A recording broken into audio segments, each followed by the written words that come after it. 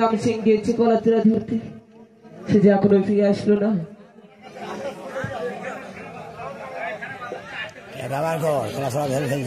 কি সুন্দর এক গরমের বড়ি, গাও ঘামে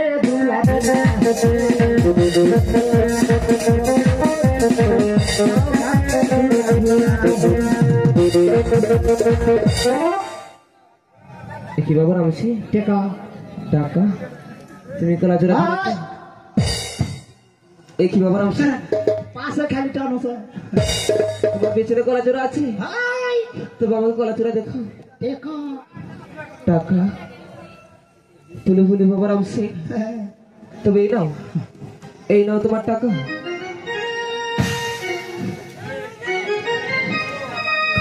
কারে মুড়ি টাকা নাকি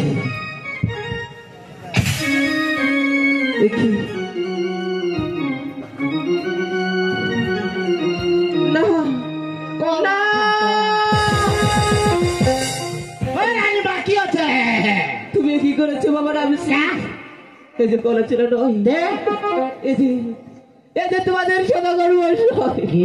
হ্যাঁ সদাগর এ লাতি এটা কি করলু রে? ও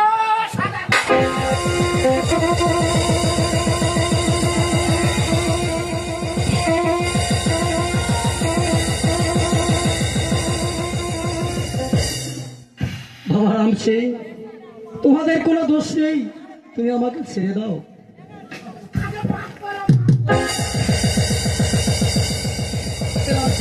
আমি তোমাকে মাফ করেছি, তুমি আমার কাছে ছাড়ো তো। মাফ করেছি তো? হ্যাঁ করেছি।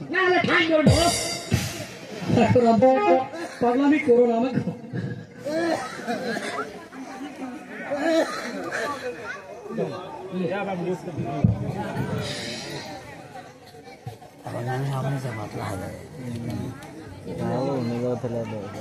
বাবা রাম সিং তোমার দরজার পল্লা যে এত ভালো কেন 6 বছরের জিনিস 6 দিনে হাজির, তাই না? হাই তুমি ঠিক আছে, এবার তুমি আসবে। হ্যাঁ তো যাবো, তুমি বদলে লাও। এদিকে স্বামী,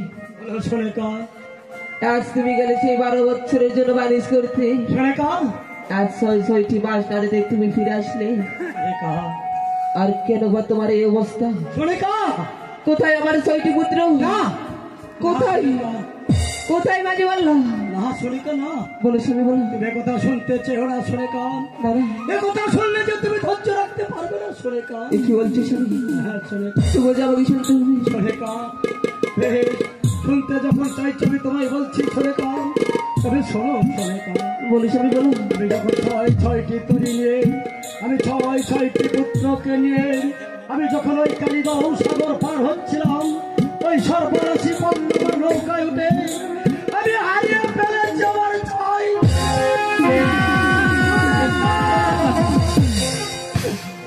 ওয়ো কি কাহাত দেশনে কাপাগল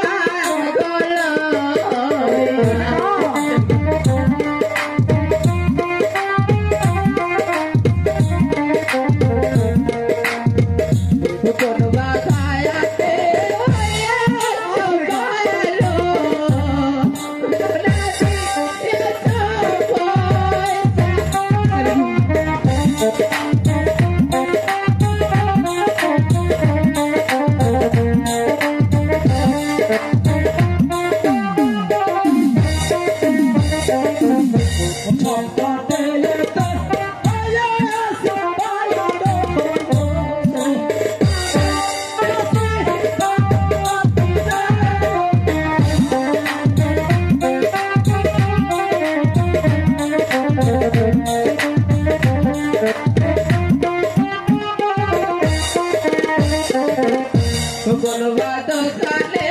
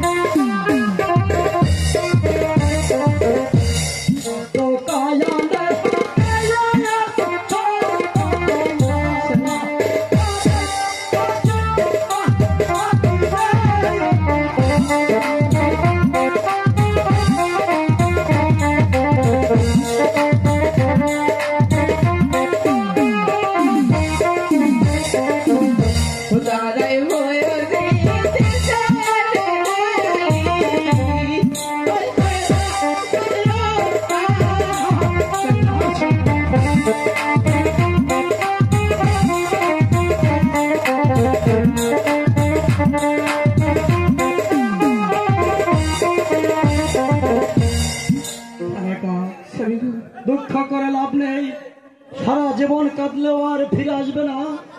তবে চলো শোনেকা, আমরা গৃহে ফিরে যাই, যে একটি জ্যোতিষী ডেকে দেখি তোমার গর্ভে আর কোন সন্তান আছে কি।